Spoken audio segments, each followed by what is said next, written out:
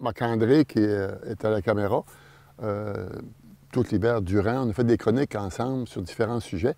Et fin mai, début juin, tu m'avais manifesté le désir de dire « J'aimerais ça faire un tour à l'île aux Basques avec toi pour t'accompagner dans ta visite guidée puis te raconter le territoire. » Et quand Patricia m'a demandé si je pouvais tenir une chronique en plein air ici durant l'été, j'ai dit « Pourquoi pas? » C'est là que ça a été plus simple pour toi de le faire aujourd'hui. C'est un peu le portrait que je vous donne. Alors, quand on parle de Trois-Pistoles, on peut parler, je vais vous parler de différentes étapes. On n'est pas les seuls, puis ni les premiers à être ici. Il y a passé du monde avant nous.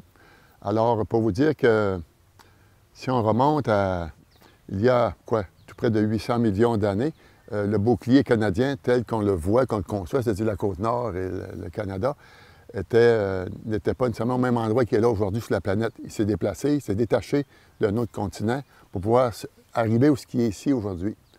Et si vous regardez la carte de la province de Québec, de haut, vous avez le bouclier canadien qui est la rive nord, le Grand Nord, puis vous avez le fleuve Saint-Laurent qui se sépare, puis vous avez les Appalaches, qui est la péninsule gaspésienne, qui était constituée d'une autre formation rocheuse. Alors, dans la province de Québec, c'est deux grandes formations rocheuses, celle des Appalaches et celle du bouclier canadien. Puis Montréal comme tel, l'île de Montréal a aussi une formation typiquement exclusive à elle. Elle n'est ni rattachée aux Appalaches, ni rattachée au bouclier canadien. Donc, si on regarde ça, quand ce bouclier canadien-là s'est déplacé sur la planète, sur sa plaque tectonique, alors, à un moment donné, il s'est immobilisé. Et puis, avec le temps, en s'immobilisant, à peu près où ce qui est, il y a eu des périodes de glaciation, déglaciation pendant, c'est passé 1 million d'années, c'est passé 10 millions d'années, c'est passé 100 millions d'années, c'est passé 400 millions d'années, où il y a eu toutes sortes de périodes, où il y a eu des heures, des météorites, si vous voulez, réchauffement, refroidissement, des grandes pluies, tout ça, fait que ces éléments-là ont créé ce qu'on appelle souvent des sédiments, c'est-à-dire ce brossage d'eau, de sable, de terre, a eu pour effet de créer des sédiments. Et ces sédiments-là, au fil des millions d'années, s'est accumulé sur la plaque tectonique et sous l'eau du bouclier canadien. Et on sait que les plaques se heurtent de temps à autre, c'est ce qui fait que ça fait des tremblements de terre souvent. Alors, après 400 millions d'années de dépôt d'éléments comme de la vase et de la boue, tout ça, il y a eu des réactions chimiques qui se sont créées et ça a eu pour effet de créer une pierre qui est assez friable, qu'on appelle le schiste argileux, ce qu'on appelle le tuf. En bon québécois, c'est du tuf. Alors, les Appalaches sont constitués en grande partie de tuf, entre autres, mais il y a aussi d'autres pierres plus solides. C'est ce qui fait que tout ça était déposé, tout ça était dans le fond de l'eau, ça dormait, mais il y a eu des pressions qui se sont faites régulièrement avec les plaques puis entre les continents. Ça a eu pour effet de soulever ces pierres sédimentaires-là solidifiées, et ça a créé la rive sud du Saint-Laurent qui s'appelle l'Est du Québec, les Appalaches, jusqu'en Pennsylvanie, jusqu'à Terre-Neuve. Alors là, le Québec, tel qu'on le voit aujourd'hui, était mis en place, parlons peut-être d'environ 400 millions d'années, où que ces éléments-là étaient mis en place. C'était des crêtes, là, différentes crêtes de pression qui se sont faites là, entre ici et le Nouveau-Brunswick ou la Nouvelle-Écosse. Les Appalaches, c'est une série de crêtes, de montagnes, là, à force d'avoir des pressions, ça a eu pour effet de se soulever. Et la formation est surtout orientée ici vers le nord-est, le Bas-Saint-Laurent, la Gaspésie, puis les îles aussi. Alors, les îles qu'on a dans le Saint-Laurent, ici, là, à Port de Montréal, parlons des îles en descendant qui sont situées près de la rive sud du Saint-Laurent, ce sont la même formation rocheuse, la même pression de crêtes qui ont été pressées par le temps, par le bouclier canadien et les autres plaques tectoniques. Donc, ça s'est mis en place. Et avec le temps, il y a eu, avec tout ça, il y a eu des grands bouleversements de température, c'est-à-dire des grandes périodes de glaciation nouveau, des glaciations, inondations immenses. Ça a eu pour effet aussi de frotter pas mal ces montagnes-là, les arrondir, puis les faire vieillir. Ils ne sont plus comme elles étaient lorsqu'ils ont été mis en place. Alors, tous ces éléments-là ont comme usé nos montagnes, ce qu'on appelle les montagnes qu'on a dans l'Est du Québec. Ça, c'est en place. Il y a 20 000 ans passés, ici, dans le territoire, on parle de la province de Québec et une partie du Canada, était recouvert d'un immense glacier Et celui qui était ici dans notre territoire avait 2 km d'épaisseur. Alors, c'était des tonnes de glace qui écrasaient tout ce territoire-là, qui a façonné notre territoire. Et quand ça a commencé à fondre, ce glacier-là, il y a 20 000 ans passés, alors là, on a eu une période de réchauffement ici. Et là, ça a eu pour effet que les glaciers ont libéré l'eau. Et ça a eu pour effet de créer des mers intérieures dans notre province, entre autres. Et les mers intérieures, il y en a eu deux. Il y avait la mer de Champlain, qui était de Québec aller jusqu'au Grand Lac, puis la mer de Goldthwaite, qui était de Québec aller jusqu'à l'entrée du Golfe. Alors, c'était deux grandes mers jumelles identiques, avec un niveau d'eau, là. À vrai dire, ici, je dirais, il y a 15 000 ans, on ne pourrait pas être ici assis aujourd'hui, parce qu'on serait inondé d'eau, on serait dans l'eau. C'est en train de... Il faudrait des maillots de bain et des bottes longues, mais plus que ça, la mer était ici il y a 10 000 ans passés. Ce qu'on remarque dans le Bas-Saint-Laurent, il y a aussi des... On est dans terrasse, nous, aussi. On part d'ici du premier rang à Trois-Pistoles, on monte au deuxième rang, quand on part du quai, on monte. Ça, c'est une terrasse. Du premier rang au deuxième rang, une autre terrasse. Du deuxième au troisième, un autre, quatrième, cinquième, et on va jusqu'à Saint-de-Dieu, jusqu'au huitième. C'est toutes des bords, les rangs sont tous dans des niveaux des terrasses, et ces terrasses-là ont été provoquées par, au fil des millénaires, des bords de mer qui étaient là. On parle ici de 15-20 km dans les terres, là. Alors, c'était ça, la mer de Goldthwaite, là, ici, là. Alors, le temps que le niveau de mer se baisse, bien, à force de frotter toujours au même endroit puis à rejeter ces effets de marée et tout, bien, ça a eu pour effet de créer un assouplissement dans le fond de terre, et ça a fait des bords, ça a fait des terrasses de notre Bas-Saint-Laurent. C'est comme ça qu'on est reconnu pas mal comme principe là, au niveau de la structure du fond de terre qu'on a ici. Puis, je dirais peut-être 15 000 ans passés aussi, il a commencé à avoir une cassure entre l'Atlantique puis cette mer-là intérieure, puis l'eau salée qui est rentrée dans le décor ici aussi. Il y a eu fragmentation, cassure, et ça a eu pour effet qu'à un moment donné, il y a eu évacuation, puis là, les niveaux de mer qu'on a ici se sont abaissés complètement, et ça a comme donné ce qu'on voit aujourd'hui, là, depuis quelques milliers d'années. Au moins depuis 2000 ans, là, c'est à peu près le bord de mer qu'on a ici à Trois-Pistoles. C'est un retrait progressif qui se fait. Est-ce que dans 100 000 ans, 200 000 ans, il va y avoir un autre refroidissement de la planète? Un autre glacier, tout ce qui est là va disparaître. Ça, c'est des mystères qu'on ne connaît pas. Mais chose certaine, c'est une roue qui tourne, ça, puis c'est pas nécessairement l'humain qui provoque ça. Il y a un système qui est là dans la vie, puis on peut l'accélérer, mais c'est un mouvement qui existe. Un autre élément qu'on est habitué à voir ici, dans le Bas-Saint-Laurent, entre la Pocatière et, je dirais, Sainte-Luce-Matane, dans l'estrin vaseux, alors quand la mer se retire, qu'est-ce qu'on voit apparaître sur le fond terrain? Ce sont des immenses pierres, des grosses roches qu'on voit, un chapelet de roches un peu partout, qui sortent de la terre, mais qui sont dans la zone inondable de l'eau. Et ça, ce sont des pierres qui nous arrivent de la côte nord. Parce que les glaciers, lorsqu'ils se promenaient, il y avait la calotte glaciaire qui poussait les glaciers vers le sud, et puis avec la masse d'eau, bien, ça se promenait. Mais quand les glaciers ont été déplacés de leur lit, où ce qu'ils étaient, en se soulevant, en flottant, elles avaient dans la bédaine, ces glaciers-là, des roches immenses, et elles emportaient avec eux, les glaciers. Donc, une fois que les glaciers se sont installés ici, puis là que le niveau d'eau commençait à être bas, bien, ces glaciers-là se sont accrochés les pieds, dans un bon québécois, et ont laissé tomber en fondant toutes les roches qu'ils avaient dans leur estomac. C'est-à-dire des pierres, ce qu'on appelle des blocs erratiques, c'est le nom que ça porte. Autant qu'on en voit beaucoup sur le bord de la mer, autant que si on va au deuxième rang, dans un bois, ou au troisième rang, en pleine forêt, on va voir apparaître des gros blocs de même. J'ai dit, ça part de où? Bien, ce sont les glaciers d'il y a 10, 15 000 ans passés, 6 000 ans passés, qui ont mis séchoir et puis vidé de ce qu'il y avait dans leur entraille, ces blocs-là. C'est un peu le portrait de notre Bas-Saint-Laurent. L'île aux Basques, au-delà de ça, elle fait partie de la formation rocheuse des Appalaches aussi. Et elle est apparue au-dessus de l'eau il y a environ 6 000 ans passés. Alors, quand le niveau de la mer a baissé, la crête de l'île est apparue, comme on voit des fois des crins rocheux, et puis l'eau s'est baissée, et c'est devenu un espace de roches en surface qui est d'environ 2 km de long par 400 mètres de large. Et c'est environ 50 mètres d'élévation par rapport au niveau de la mer. Donc, l'île est boisée et tout. Et cette île-là est assez particulière parce que, selon les historiens, l'île a été un des premiers lieux d'échange au Canada entre les Premières Nations et les Blancs pendant une quarantaine d'années. Cartier était venu pendant 3 fois à saluer, par partie avec les deux fils du chef indien qui était à Gaspé. Il est revenu en 1535, il est revenu en 1538-39, puis il est jamais retourné. Le roi a dit, regarde, j'ai une croix de plantée à Gaspé, on a un pays, on a des Autochtones, on va s'occuper d'eux autres, bon, et puis ça y va comme ça. Si on remonte à 30 000 ans passés, pendant qu'ici le glacier est encore en place, et c'est à partir de 20 000 ans qu'il commence à fondre, déjà dans l'ouest du pays, c'est la côte ouest, en Alaska, en Californie, au Colombie-Britannique, le glacier qui était là depuis il y a 30 000 ans passés était déjà fondu. La fonte des glaces s'emmenait d'ouest en est et ça s'emmenait par ici. Alors, il y a 30 000 ans passés, là-bas, quand le glacier était... la température était plus clémente, l'être humain qu'on dit qui a vu jour en Afrique il y a des millénaires, qui s'est reproduit, qui s'est amélioré, je crois, et puis qui s'est diffusé dans tout l'ensemble de l'Afrique, il s'est diffusé dans l'ensemble de l'Europe, de l'Asie, et un bon matin, ces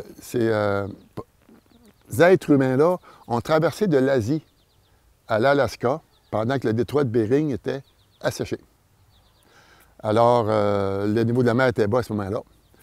Les glaces retenaient beaucoup de l'eau et dans le continent plus au nord. Et l'être humain, qui s'est déplacé de l'Asie à l'Alaska, suivait le garde-manger. Alors, les animaux qui étaient à l'époque, ils suivaient, puis ils s'en allaient puis dans le temps. Et avec certaines années, centaines d'années ou milliers d'années, le niveau de la mer là-bas a remonté. Et c'est devenu le détroit de Bering, effectivement. Mais là, l'Amérique était dessinée d'un bord, isolée, et l'Europe, l'Asie était de l'autre côté. Donc, les Premières Nations, qui sont arrivées il y a environ 30 000 ans passés sur nos terres, du côté ouest, se sont diffusées au nord. Ils se sont divisés, à vrai dire, partout dans l'Amérique. Mais ils se sont surtout, au début de tout, descendus vers le Midwest américain. C'était plus propice et plus possible pour pouvoir survivre. Et puis une fois que le temps avançait, puis le temps se réchauffait plus à l'est, alors ils ont remonté tranquillement pas vite dans l'État de New York. Et les plus vieilles traces de présence amérindienne au Québec, c'est dans le coin du lac Mégantic. On partait de 12 000 ans passés de présence. Ça n'a pas pu vu ailleurs, mais celle-ci qui ont présentement, c'est environ 12 000 ans passés, lac Mégantic. Alors ici, dans le Bas-Saint-Laurent, c'est 8 000 ans passés que les présences amérindiennes ont été mises en découverte. Donc, comme je vous disais, Jacques Cartier, 1534, il arrive, il débarque. Il ne reste pas longtemps, il retourne en Europe. Quand il revient en 1535 avec les deux fils du chef indien, bien là, il monte le fleuve. Puis dans le Golfe, le 10 août 1535, c'est une belle journée, je dirais peut-être comme aujourd'hui. Alors Cartier dit que c'est la journée de la fête de Saint-Laurent. On va baptiser ce cours d'eau-là Saint-Laurent, le 10 août 1535. Alors depuis ce temps, ça porte le nom. C'est un cours d'eau que s'il n'y avait pas eu ça, le Québec ne serait pas développé tel qu'il est là. Mais quoi qu'il en soit, Premières Nations installées partout dans le territoire, il y avait des grandes tribus, il y avait des familles algonquiennes et des grandes familles iroquoiennes. C'est pas tellement ça se brossait des fois entre eux. Les familles iroquoiennes aimaient bien se promener dans le fleuve de l'ouest de la province jusqu'à Gaspé, ça c'était leur zone de jeu. Mais les Algonquiens, c'était surtout nord-sud.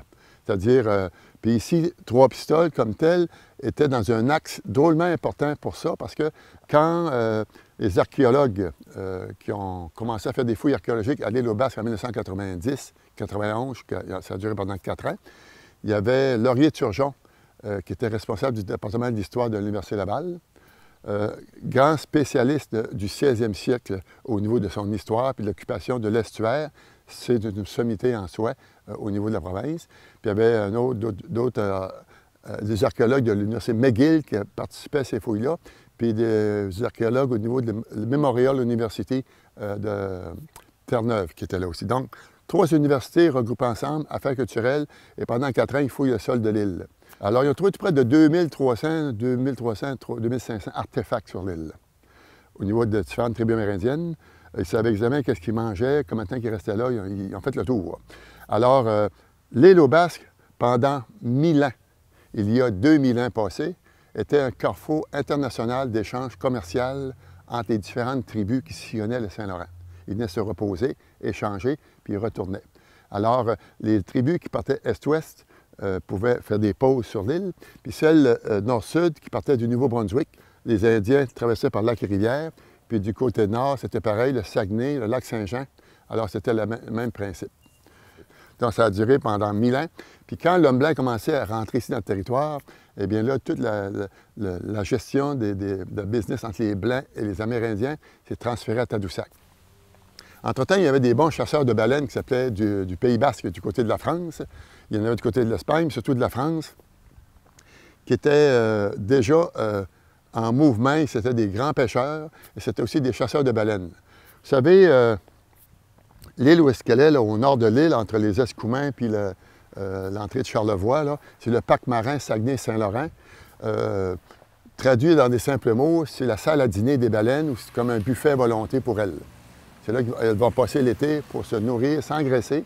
Puis une fois que l'automne est venu, elles repartent, elles font le tour de la péninsule gaspésienne, la côte est atlantique, se rendent en Martinique, en Jamaïque, République dominicaine, Cuba, et passent leur hiver dans les eaux chaudes et reviennent au mai-juin ici, s'installent pour l'été. C'est un rituel qu'ils font depuis des millénaires.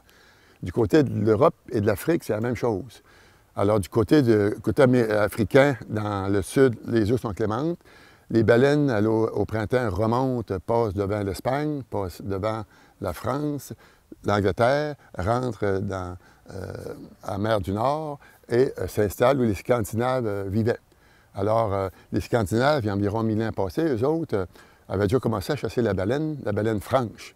Puis cette baleine-là, qui ne déplace pas vite, qui est riche en graisse, bien, quand elle était morte, elle restait comme un ballon sur l'eau, elle restait en flottaison. Fait qu'ils pouvaient l'attacher comme il faut. Puis après ça, la remorquer, là, ils voulaient la faire, le travail de dépeçage pour en faire de l'huile de graisse de baleine. Alors, les Vikings ont fait ça longtemps. Ils ont vidé le stock là-bas, en mer du Nord. Les Basques, les Bretons, les Normands, on voyait ça faire, les baleines passaient devant chez eux. On dit pourquoi pas nous autres aussi. Fait que les Basques, entre autres, se sont mis à la tâche. Fait que pendant un nombre d'années, 100 ans, 200 ans, 300 ans, le stock de baleines qui se promenait d'un bout à l'autre sur la côte se faisait attaquer, puis le stock de baleines a diminué de beaucoup. C'est ce qui fait que ces chasseurs de baleines-là se sont éloignés plus loin, toujours plus loin, avec des bateaux plus gros, pour aller chasser la baleine puis revenir. C'est que cette huile-là de baleine, c'était une huile qui était très, très consistante et puis il n'y avait pas de suie dedans. Ça servait pour l'alimentation des lampes de rue, des lampes de maison. C'était le pétrole du temps. Alors, c'était une grosse richesse de faire la chasse à baleine. Il y avait de l'argent à faire là. Une fois que l'éloignement se fait, ils apprenaient à piloter leur navire, leur voilier avec les as. Ils ont fait des cartes. Ils ont tout appris, finalement, sur le tas. Il y a dû y avoir des pertes en masse en mer, puis des non-retours. Quoi qu'il en soit, ça a eu pour effet qu'à un moment donné, ils se sont ben outillés pour pouvoir faire les allers-retours entre les deux continents. Alors, ils sont arrivés sur ces bancs de Terre-Neuve. Déjà, les Vikings étaient là, les Bretons, tout ça, les Normands, ça pêchait la morue, mais eux autres, ce qui les intéressait, c'était la baleine surtout. Alors, ils ont continué à chasser la baleine là-bas. Souvent, il y avait des navires où il y avait même des foyers sur le bateau qui pouvaient servir de pouvoir faire fondre ces graisses-là sur les navires même, les navires-usines. Alors, c'est pas d'hier. Et puis, une fois que le stock de baleines a commencé à diminuer là-bas, alors, ils se sont retrouvés dans le détroit de Belle-Île. Vous savez, entre Terre-Neuve et le Labrador, il y a un détroit qui mène jusqu'à la mer du Labrador, c'est le détroit de Belle-Île. Ils vident ce secteur-là aussi. Et quand ils décident de monter un petit peu plus dans le fleuve, alors c'est là qu'ils découvrent qu'au nord de l'île, il y a des baleines comme ça. Puis ils ne vont pas plus loin, ils sont comme coincés, ils ne courent pas bien plus loin à les chercher. Puis ils voient qu'il y a l'île qui est là, avec du bois étu, et puis des pierres, c'est en sécurité, donc ils pouvaient mettre leur voilier à l'abri pendant les 3-4 mois qu'ils étaient ici, et puis débarquer leur embarcation, puis passer une saison sur l'île pour dépasser la baleine sur l'île aux Basques même.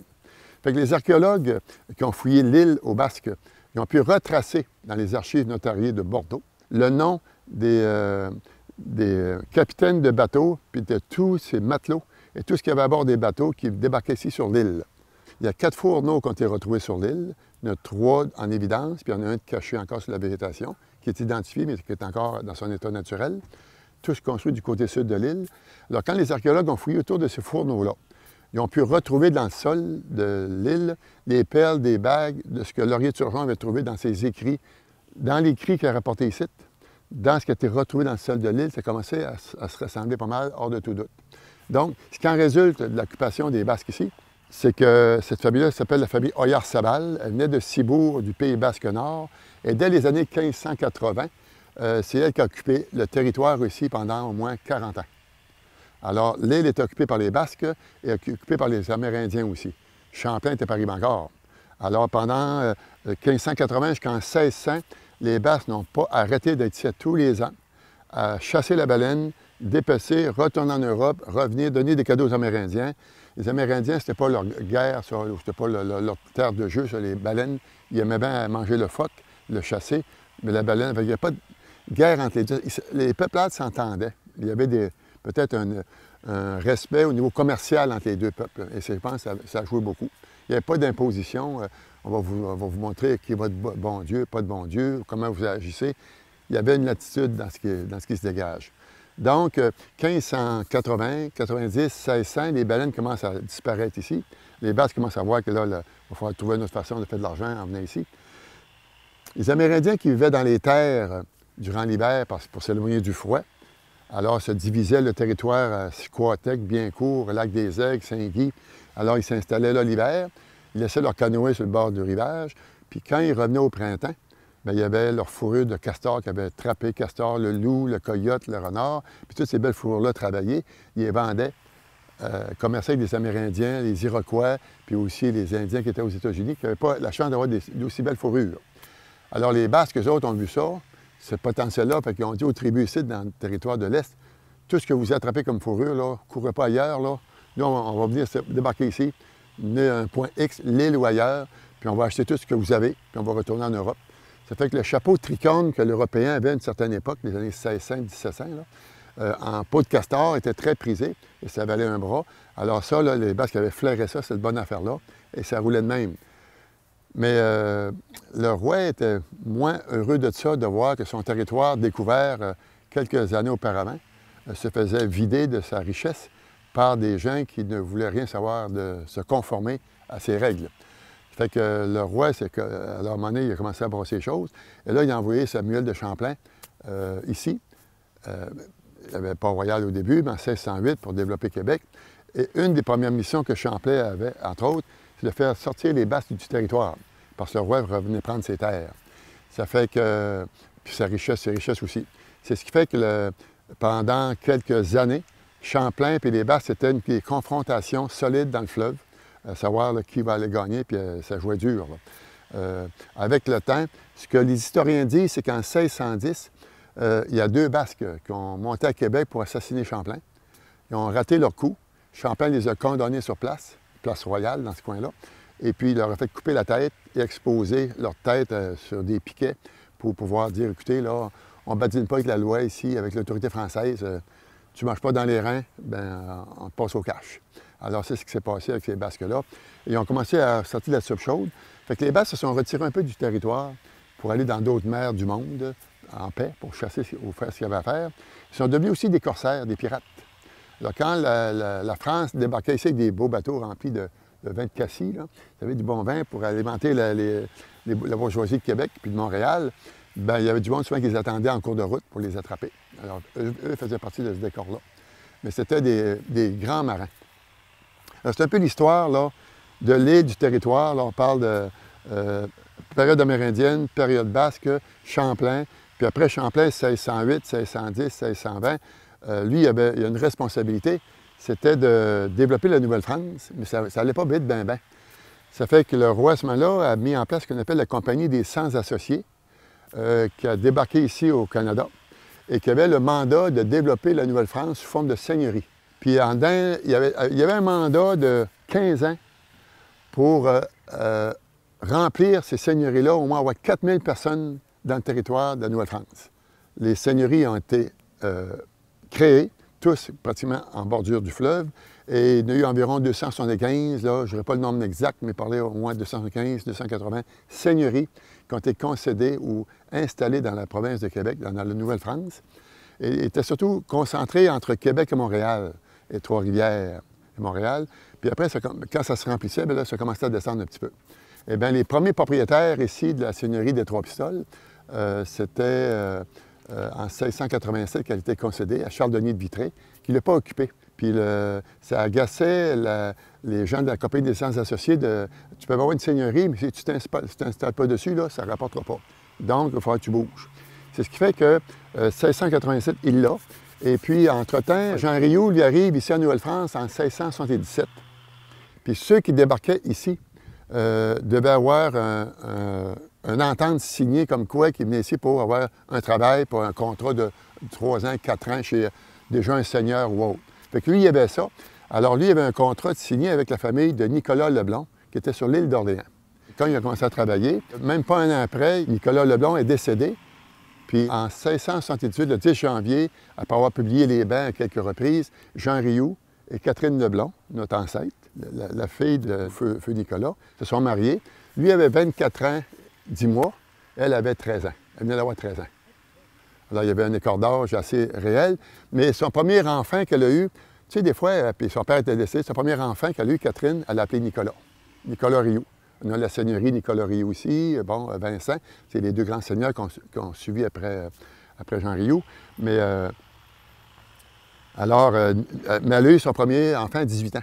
Jean Rioux et Catherine Leblanc ont cédé leur terre à l'île d'Orléans, puis sont venus s'installer ici à Trois-Pistoles en juin 1697 pour s'installer, puis construire maison près du quai, construire église. Alors, avant que la seigneurie commence à se développer ici, là, puis avoir du monde, là, ça a pris des années avant d'avoir 50 personnes, puis 100 personnes. Là. Puis durant 1850, à peu près, il y avait tout près de 3500 personnes dans Trois-Pistoles. C'est ce qu'on a présentement, environ 3200, mais quelques centaines d'années après. Alors, s'installent ici, passent leur vie ici, ont des enfants, ils meurent, les enfants prennent la succession de la seigneurie, et dans toutes les seigneuries concédées dans la province de Québec, celle de Trois-Pistoles, c'est la seule qui a passé tout ce temps dans les mains de la famille Rioux jusqu'à l'abolition des seigneuries en 1854. C'est toujours la même famille. Dans toutes les seigneuries de la province de Québec, c'est la seule. L'île aux Basques leur appartenait aussi. Les îlets d'Amour leur appartenaient, alors c'était vraiment un territoire qui était à eux. Et c'est ce qui fait que, bon, ils ont pu traverser le temps de père en fils et de mère en fille. Mais après ça, une fois que la France, là, qui se brossait un petit peu partout, puis a perdu un peu de capacité, il y a un autre pays qui prenait de la place, qui prenait des plumes, c'était l'Angleterre. L'Angleterre aimait ça garroyer partout ses mers du monde. C'était des bonnes armées, l'Inde, partout, il y avait des possessions. Puis ça donnait bien que le Québec les intéressait. Au Canada, l'Amérique du Nord. Ça fait qu'il y a eu la bataille des plaines d'Abraham. Et avec les plaines d'Abraham, la France a capitulé. Et c'est l'Angleterre qui est devenue les propriétaires des lieux. Alors, tous les sujets français qui étaient devenus des Canadiens français, ou appelez-le comme vous voulez, en Nouvelle-France, l'Angleterre leur a donné le choix de quitter. C'est-à-dire comme Jean Rioux qui avait ses terres, ou d'autres seigneurs qui l'avaient. Alors, l'Angleterre garantissait à ceux qui voulaient rester ici de garder leur seigneurie, garder leur langue, garder leur religion. Il y avait 18 mois pour y penser. S'ils restaient, ils devenaient des citoyens britanniques. S'ils quittaient, ils perdaient tout, puis ils retournaient en France. Alors, lui, comme d'autres, ont décidé de rester ici et de développer son territoire. Alors, l'Angleterre s'est installée, 1740, 50, 60. Et puis, à force de pouvoir faire la guerre un peu partout, eux autres ont commencé à manquer de bois, l'Angleterre, pour construire leurs bateaux. Mais ils allaient acheter ça normalement en Europe. Puis, des années 1800, il y avait un certain Napoléon Bonaparte, qui était l'empereur d'Europe, qui avait du pouvoir, puis que les Anglais, ils les aimaient pas. Il y avait des souvenirs de ce qui s'était passé antérieurement. Et quand l'Angleterre a voulu continuer à s'approvisionner en bois pour faire leurs bateaux en chaîne, Napoléon a dit les Anglais, là, allez-vous-en chez vous, puis restez sur votre île. Je ne vais plus vous voir ici. Ce qu'il appelle le blocus naval, là, vraiment, c'était une époque où l'Angleterre et la France, il y a eu des tensions, mais c'était tu restes chez vous, puis on reste chez nous. Fait que l'Angleterre s'est vu un peu comme déconcertée, elle avait vidé son île de son bois pour ses bateaux. Alors, on cherchait ailleurs. Ça fait qu'en 1805, après 1810, ils ont envoyé ici au Québec un certain William Price, un ingénieur forestier, commandé par le roi. Et la commande, c'était tu pars de Gaspé, tu montes jusqu'à Ottawa, puis tu fais l'inventaire forestier de toute la rive sud du Saint-Laurent. Alors lui, William Price, a monté jusqu'en haut. Quand il est revenu en Angleterre, après quelques années, on a fait ce travail-là, l'inventaire forestier. Même ici, dans les Basques, tu avais des érables et des chênes qui étaient immenses. Alors, quand il a dit la commande à l'Angleterre, il dit on a une belle forêt à abattre là-bas, oublions Napoléon, puis on a de la job ici. C'est ce qui fait que l'industrie forestière, l'industrie de couper le bois, les moulins à scie, Alors, qu'est-ce qu'on a vu arriver? C'est que chacune des rivières dans l'est du Québec était bloquée par un moulin à scie qui transformait ce bois-là pour différentes raisons, pour un bois d'œuvre ou autre, mais un bois pour les bateaux aussi. Alors, les navires anglais qui arrivaient d'Angleterre, dans le contexte ici, là, mais il y avait, mettons, à l'ouest de l'île aux Basques, ils pouvaient se mettre à l'ancre là, des voiliers, 3, 4, 5, 10 voiliers qui venaient d'Angleterre. Le bois travaillé par les gens qui avaient resté ici, même après la conquête, allait travailler dans les bois, couper le bois. Et durant le printemps, quand la rivière cassait, il y avait la drave, et puis là, le bois s'en allait jusqu'au pont, ici, à Rivière-Trois-Pistoles. Et il y avait des moulins ici qui attendaient ce bois-là pour le travailler. Et ici, à Rivière-Trois-Pistoles, le propriétaire de cette organisation-là, c'était la Brown Corporation. Et c'était M. W.C. Tobin, qui était le directeur, le grand patron de cette usine-là. Et quand on parle de Rivière-Trois-Pistoles, Notre-Dame-des-Neiges, on parle de Tobin, pour ceux qui sont les plus vieux, n'aiment pas se faire encore appeler Tobin. Ça rappelle les gens de Tobin. On est de Notre-Dame-des-Neiges ou de Rivière-Trois-Pistoles, mais pas de Tobin. Parce que ça rappelle un passé qui était un peu moins intéressant à entendre de nos ancêtres, où tu avais une exploitation totale par les Britanniques, les riches, versus les gens qui, ici, travaillaient pour gagner leur vie, se nourrir, mais seulement que c'est dans un état de pauvreté constante. Alors, ce n'est pas un passé que les gens veulent entendre se rappeler. Mais ça a été une époque, là, de, je dirais, 1830 après jusqu'en 1950. Là, les moulins à scie, ça a été une époque d'or dans tout l'Est du Québec. C'est ce qui fait que l'Est du Québec s'est développé. Mais en coupant ce bois-là, les forêts, bien, ça a donné les chances de faire des terres, de l'agriculture. C'est ce qu'on a ici aussi, le lait, le maïs et tout. Puis aussi l'industrie du sucre, l'érablière. Quoi qu'il en soit, quand l'industrie du bois a tombé, bien, ceux qui étaient ici, on se retrouvait devant sans ouvrage. Ils sont partis puis ont gagné l'exil.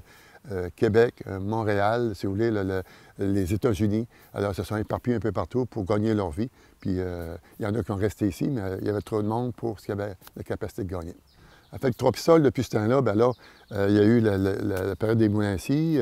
Le midi, ici, dans la ville, quand le sifflet des moulins à scie sonnait, les gens partaient. C'était tout en biscapédale. Les gens partaient des moulins à bois, c'est sur la rue Notre-Dame, ici. Puis ils allaient chez eux dîner en bicycle-pédale, puis ils retournaient travailler à 1 heure. Toutes ces époques-là là, ont eu leur impact. L'avenue du train aussi a eu son impact. Ça a eu un impact aussi sur notre milieu, parce que l'église, là où elle est construite, c'était un peu beaucoup à cause de l'avenue du chemin de fer. Parce que Trois-Pistoles était développé sur le bord de la mer. Il y a eu 3 églises en bas, construites. Mais à un moment donné, le mouvement, la richesse, le développement, le train, la voie ferrée s'en venait autour des années 1800. Et c'est là qu'à un moment donné, il y a des gens qui ont décidé de dire, là, il faudrait sortir un peu du bord de mer, se tourner le dos au fleuve, puis aller se construire sur la première terrasse, c'est-à-dire ici, ce qu'on est. Alors, il y a eu des décisions, des chicanes de prix, des chicanes de famille, et ça a eu pour effet que ça a été accepté puis voulu que la 4e église construite soit sur le dessus de la côte, là où le parc de l'église est, c'était là que la 4e église était. Et il y avait tellement de chicanes entre la population que pour construire la 4e église, il fallait qu'il y ait des gardes qui la gardaient jour et nuit pour pas que ça se fasse détruire par ceux qui ne voulaient pas qu'elle soit construite là. Ça fait que c'était une guerre entre citoyens en rapport avec la croix. Alors, puis d'autres citoyens ici qui ont dit, nous autres, là, qui voulaient que ce soit en bas, la vie, le développement, ils ont dit, on ne veut rien savoir de vous autres. Ça fait que plusieurs citoyens sont partis avec leur baluchon, tout ce qu'il y avait. Ils sont montés dans les terres, ils ont été construits un village qui s'appelle Saint-Jean-de-Dieu. Qui ont développé Saint-Jean-de-Dieu, puis d'autres villages autour, mais ils ont dit « Au diable, Trois-Pistoles, on n'embarque pas dans votre vision ». Les curés qui étaient ici à cette époque-là, Vézina et compagnie, ils n'étaient plus capables. Il y avait une pression énorme qui était exercée par les citoyens, il n'y avait pas de se faire assassiner. Là, un des curés qui a dit « Regarde, on va en construire une église, elle va être belle, puis les gens vont tellement être fiers de ça que le monde, ça va rassembler les gens autour de ce milieu-là ». C'est ce qui fait que la 5e église a été construite, c'est celle-là ici, 1888. Et le prix de sa construction, cette église-là, et toutes ces dorures, en dedans et en dehors, 88 000 que ça a coûté à construire. En 1888. Le 2 par 4 ne valait pas 1 pièce. Hein? Alors, toutes des pierres taillées, montées de haut en bas, de la dorure, des clochers. Alors, c'est ça, là, c'est vraiment une église qui a 5 clochers, 300 cloches.